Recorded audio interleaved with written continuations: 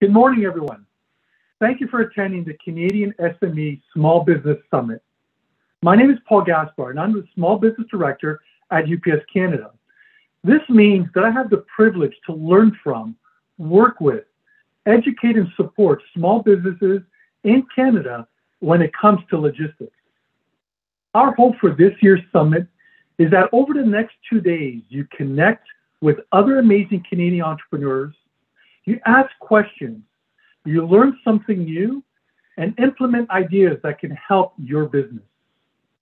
Across Canada, October is a month to celebrate Canadian entrepreneurs and your contribution to the economy and to our communities.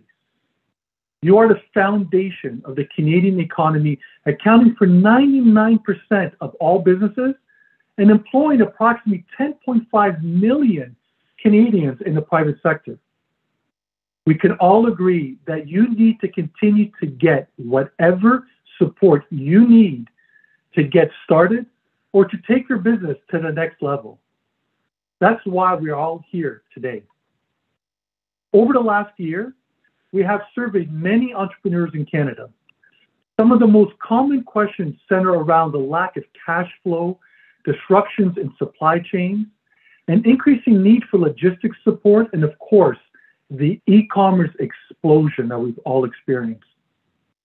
When we talk about e-commerce, especially, entrepreneurs want to know more about access to financing like credit and insurance, online branding and marketing, e-payments, of course, logistics, packaging, inventory management and shipments, managing online sales, and depending on where they're located, some just reliable and secure internet access. And there's so much more to learn. In a recent survey, only 23% of Canadian SMEs benefited from the COVID-19 related support, such as the business loan programs, small business relief grants, the regional grants, and of course the wage subsidies.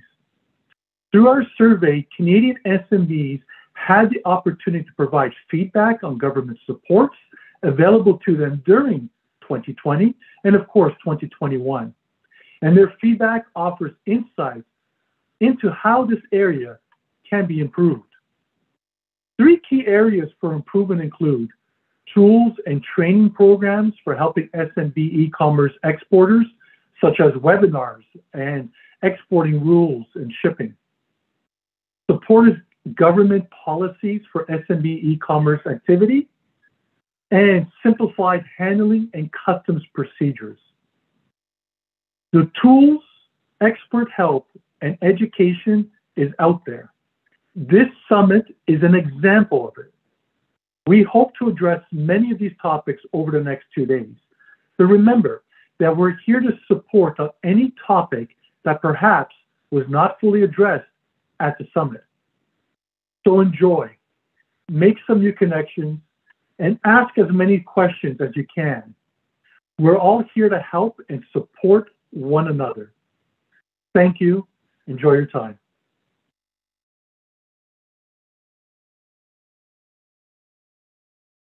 Hi, everyone.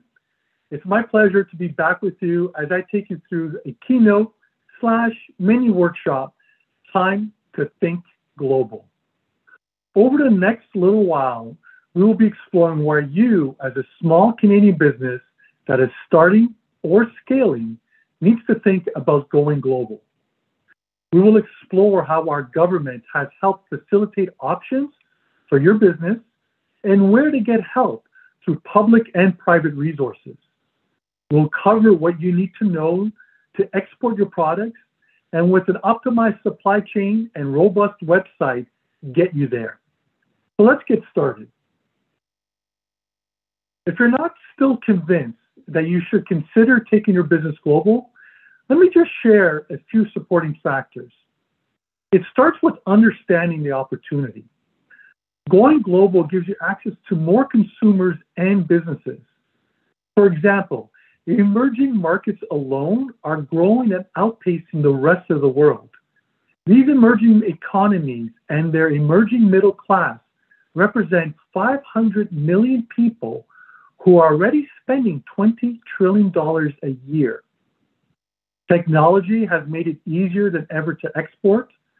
Gone are those days when a business was required to be in market with a brick and mortar representation. Technology has also brought on stronger competition, though. You need to decide if you want to compete in their market and put them on their heels, or have to fend off any competition that might end up in your own backyard. Of course, studies show that businesses that go global have greater stability and reduced risk. They grow faster and hire more employees. You're able to expand the life cycle of your mature products from the Canadian market while diversifying your opportunities. And of course, let's not forget the Made in Canada factor. It has global appeal, and we need to use that to our advantage.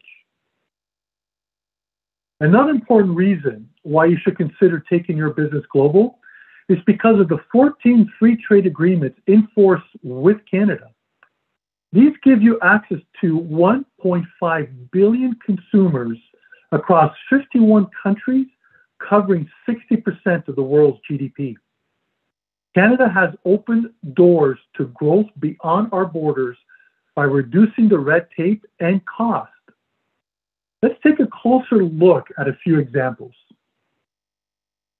The Comprehensive Economic and Trade Agreement, or CETA, is an example of increased opportunity with reduced costs.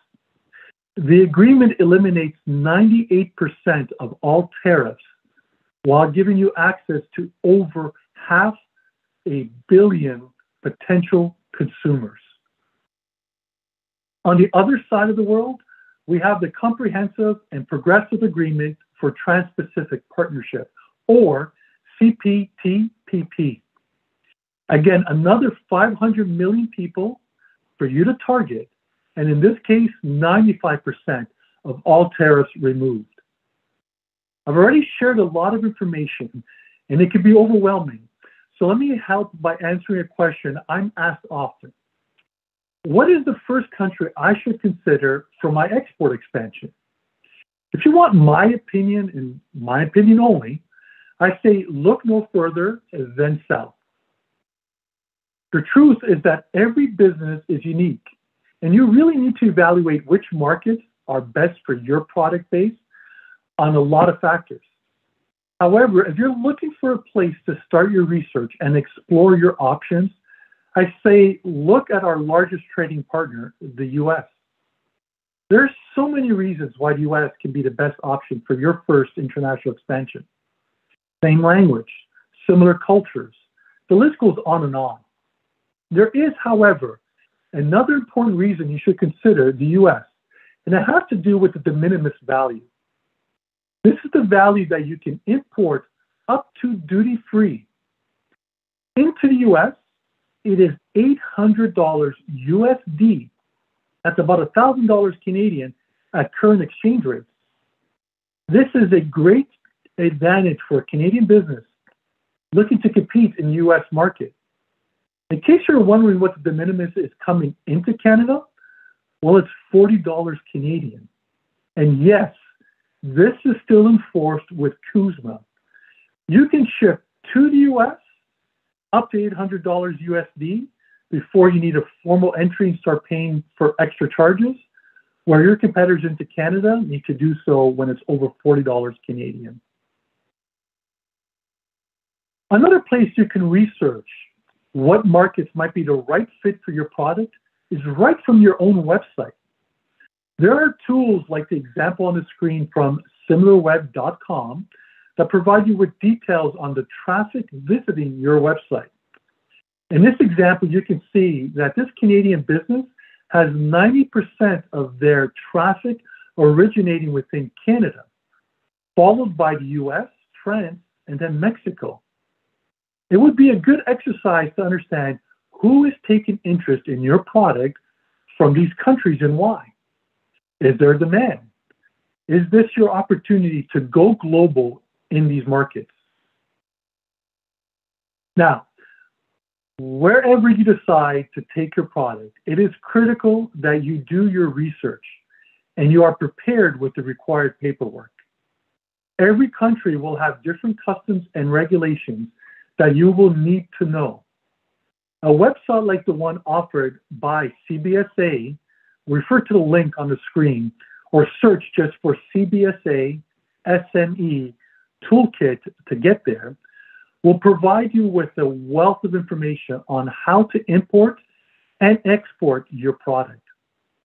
This is important as we unfortunately see customers making costly errors way too often. Let me share two quick examples with you. First, let's look at an importing example. We were working with an entrepreneur who was selling a new line of shoes. They were excited as they had already secured a deal with a large retailer.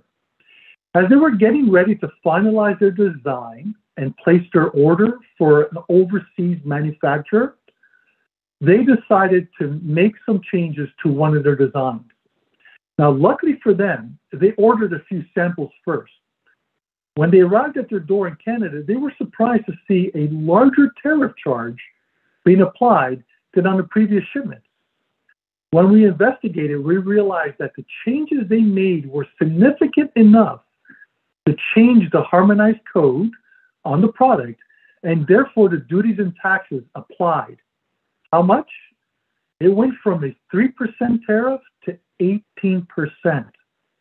That is a 15% hit to their bottom line that was not expected.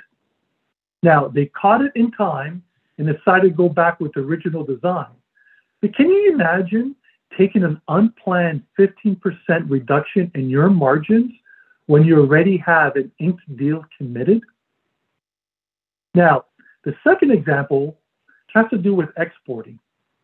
We received a call from a customer who needed our help because their product that had been sent to the US with their freight forwarder for a show was back at their warehouse in Canada. Where was the shipment going? Well, this customer had been approved and paid to have a table at the pre-Oscar show in LA a few years back. Their goal was to showcase their product with the who's who in Hollywood, but their product was returned. When we got involved, we realized that additional required paperwork was missing. Yes, she provided a detailed commercial invoice, but her product also required an FDA form. That is why it was returned in the first place. Now, working with the customer, we were able to get the form into customs and in order to release their shipment in the US. This was on a Friday evening, and the show started Saturday morning. We upgraded her shipment to Saturday delivery, and our driver reached her booth at the show just as the doors were opening. She told us the driver even helped open a few boxes and get her product on the table just in time. Now, can you imagine getting approved to participate at a very high-level event, paying for the privilege to attend, and then not having any of your product to showcase? These are examples not to intend to scare you, but they are intended to raise the importance of doing your research to avoid unnecessary time and cost. Another great resource to gather information and to avoid issues is with your logistics provider or broker.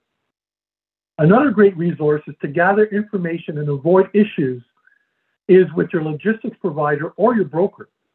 In the case of UPS, we can be both, and we provide up-to-date information from required documentation to billing options to special clearance requirements. If you were to visit our website at ups.com/trade regulations/CA, you can see where you can gather all the information that you see right now on the screen. Again, make sure you take the time to get help and to do it right. Let's take a quick minute to discuss the boom that is e-commerce. I mentioned at the beginning that technology has changed how we interact with our customers down the street or in the other side of the world.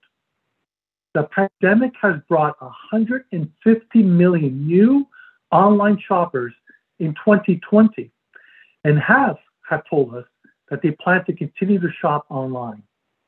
It's estimated that retail e-commerce sales will reach 4.9 trillion globally this year. And the good news is that any business of any size can operate locally or do business around the world. Now, that being said, shopping cart abandonment plagues businesses of all sizes. So it needs to be a focus no matter where your customers are. Let me share an example. Let's take a quick minute and discuss the boom that is e-commerce. I mentioned at the beginning that technology has changed how we interact with our customers down the street or on the other side of the world. The pandemic has brought 150 million new online shoppers in 2020, and half have told us that they plan to continue to shop online. It's estimated that retail e-commerce sales will reach 4.9 trillion globally this year. And the great news is that any business of any size can operate locally or do business around the world.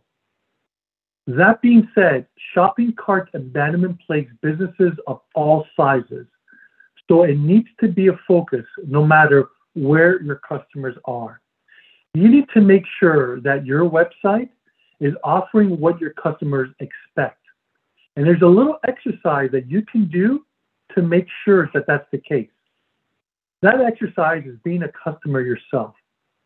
Be a customer yourself on your own website. Ask family and friends to visit your site, buy from you, and determine what that experience was like and compare that. And make sure that they're being brutally honest. So don't ask mom and dad, because mom and dad are going to tell you the website's great. Make sure that you get people that you know will be honest with the experience while you are also going through that exercise yourself. Then I want you to also go to your favorite websites that you buy from and go through a purchasing experience. But don't actually think about the importance of the color or the item that you're buying. I want you to actually think about the experience as a consumer navigating, selecting that item, putting it into a shopping cart, buying it, getting confirmation afterwards, receiving that item. And note any areas where your website differs and does not provide that proper customer experience. Finally, if you've got competition, and most of us do, buy from them. Take the opportunity not just to visit their site, but actually buy an item, because that will definitely share with you insights as to how you differentiate, where you might be faulting and need to correct your website to catch up with what they're doing, or better yet, how you already differentiate yourselves and improve that customer experience and continue to do so moving forward. Another area we always encourage a business to spend some important time is on optimizing their supply chain. Understanding your business's processes and mapping out your fulfillment and distribution model will show you where you can remove costs and improve customer experience. Many businesses don't realize that this process is not just about understanding the movement of your goods, but it also includes the flow of your business's information and money, both upstream and downstream. I take pleasure in talking with businesses that have never considered completing their supply chain processes, because after doing it correctly once, they are recognizing the benefits. Another area we always encourage a business to spend some important time is on optimizing their supply chain. Understanding your business's processes and mapping out your fulfillment and distribution model will show you where you can remove costs and improve customer experience.